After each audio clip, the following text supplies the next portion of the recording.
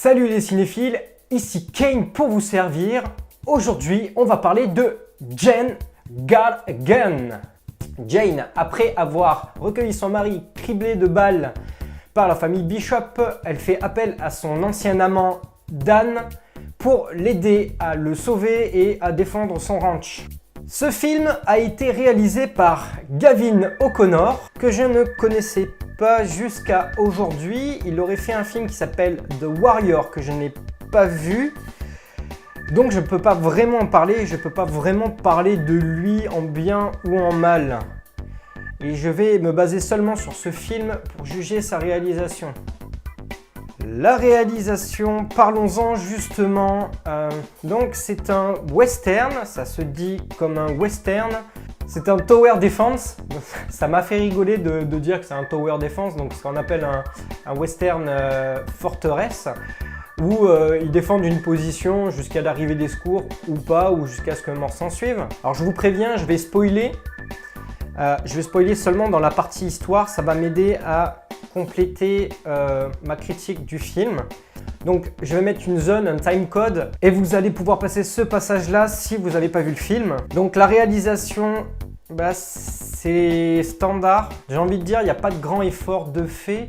C'est un western, on est censé voir des beaux paysages, on est censé mettre quelque chose de beau, des couchers de soleil, ce genre de choses. On dirait que c'est presque un huis clos. Donc je dis pas qu'un western huis clos n'est pas bien. D'ailleurs, il y a Hateful Eight qui est sorti et qui est très bien. Mais Hateful Eight était quand même capable de nous amener des superbes décors. Enfin, je veux dire, Tarantino nous a amené des superbes décors, un huis clos, une façon de filmer, une histoire qui est palpitante. Mais là, on n'a même pas de décor bien présenté. C'est quasi tout le temps des plans près du visage des gens, mis à part le plan de fin où voilà, où on part au loin, un peu comme dans un western, où on voit machin, tout ça, il y a le lever de soleil qui est assez joli, mais voilà, il n'y a que ça, quoi. Au niveau du casting, on a Natalie Portman, Ewan McGregor, Noah Emmerich et Joel Edgerton. Franchement, c'est... le jeu d'acteur est pas mauvais, enfin c'est pas de mauvais acteurs, au contraire ce sont de bons acteurs, mais il n'est pas mis en valeur du tout dans ce film.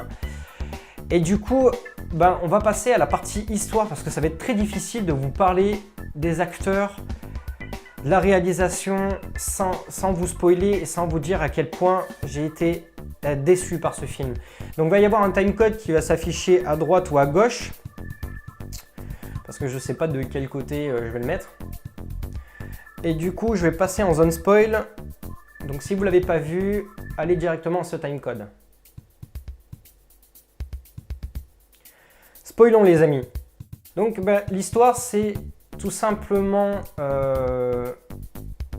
Jane qui avait une relation avec Dan à l'époque et Dan a dû partir à la guerre. Et Jane a voulu partir en voyage parce qu'elle était enceinte de Dan. Attention, le twist, elle était enceinte de Dan et elle voulait quelque chose de mieux pour son enfant, sauf qu'elle est partie avec les Bishop, les méchants du film, qui sont méchants juste pour être méchants.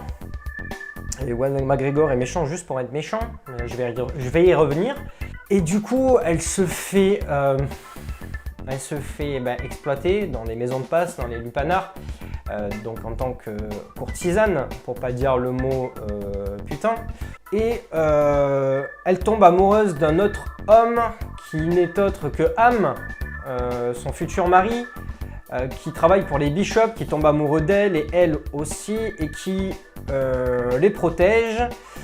Ewan McGregor fait en sorte, enfin je dis Ewan McGregor, mais Bishop fait en sorte que son enfant disparaisse et qu'il lui donne pas de nouvelles de son enfant. Je ne vois toujours pas l'intérêt de lui cacher son gosse, à part, peut-être à part la faire travailler. Si, mais il est méchant juste pour être méchant. Donc il s'enfuit, ils se font poursuivre, il se fait tirer dessus, elle le protège et Dan finit par la retrouver parce que lui il est toujours amoureux d'elle, il revient de la guerre, il la cherche et il voit qu'elle a eu un autre enfant avec un autre homme, sauf que Dan ne sait pas qu'il a eu déjà un enfant de lui. Plot twist, à la fin l'enfant n'est pas mort et ils finissent par le retrouver et ils partent, lui, alors que Ham meurt, il part lui, enfin Dan, Jane, les deux enfants, enfin les deux demi-sœurs, quoi, ils partent au soleil couchant. Voilà, c'est tout pour l'histoire. Comment dire que j'ai été extrêmement déçu. Il y avait une bonne idée de mettre des flashbacks pour raconter au fur et à mesure l'histoire, le fait que la fille soit pas morte. Ouais, c'est pas un tueur, Bishop, c'est pas un tueur d'enfants, mais justement, parlons-en de Bishop et Evan McGregor. Je trouve que ce méchant n'est pas assez utilisé, il n'est pas assez... On n'a pas raconté assez son histoire, donc il est méchant juste pour être méchant, et ça me gêne. Et en fait, tout est standard dans ce film.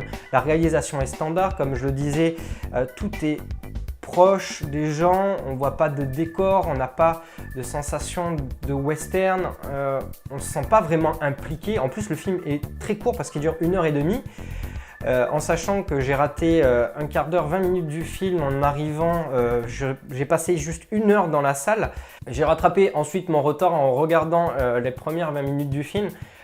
Ouais, mais ça m'a pas changé la donne, je me suis senti un petit peu floué en sortant du film. C'est pas mauvais, c'est juste que c'est standard et qu'on s'attache pas. C'était censé être un western féministe, mettre en avant Jane, c'était pas trop mis en avant, on a surtout mis en avant Joel, Edgerton, Dan. Ouais, le seul personnage qui est vraiment développé, c'est Dan. Même Jane n'est pas si développée que ça, on la voit forte, qui veut défendre sa famille. Certes, ça se passe dans un western, ça se passe à une époque où c'était dur, il fallait aller de l'avant, on pouvait perdre des enfants n'importe comment. Mais c'est pas assez mis en avant justement ça. On est dans une époque où on ne le voit pas forcément que les gens ont galéré, où il y a des personnes qui s'en foutent complètement que les gens ont galéré avant. Et c'est bien de mettre en avant que y a ces galères-là, qu'il faut passer de l'avant et tout ça, qu'on ne voit pas ça. En fait, ce film me pose un problème parce qu'il est fait comme un film d'action moderne et il devrait être western. Les scènes d'action vont vite, il n'y a pas de situation posée, il n'y a pas de mise en situation réelle, mis à part la scène de construction de la forteresse. Voilà, j'ai pas été emballé par ce film, vraiment pas du tout. Ça aurait pu être bien, Evan McGregor aurait vraiment pu être développé, et puis les autres sont là pour être méchants. Alors, voilà, ils sont là juste pour être méchants. Ok, bon, c'est la fin de la zone spoil. Bon, pour ceux qui n'ont pas été spoilés, j'ai pas été emballé par ce film. C'est pas un mauvais film, la réalisation est banale, c'est un film standard et malheureusement il va être très vite oublié et c'est assez dommage. Je sais que ce film a eu d'énormes problèmes, il y a eu plusieurs réalisateurs qui se sont succédés, des acteurs qui devaient être là, il devait y avoir Jude Law qui devait être là, il devait y avoir Michael Fassbender, l'acteur qui joue dans Steve Jobs. Et du coup, ça a été un gros bordel d'acteurs, un gros bordel de réalisateurs. Et du coup, le film, il a accouché un petit peu prématuré et ça a donné ça. Donc voilà les amis, c'est tout pour cette critique sur Jane God Again. N'hésitez pas à partager si vous avez aimé la vidéo, à laisser des commentaires en bas, à liker, à disliker. Et moi, je vous dis à bientôt pour une prochaine critique. Ciao!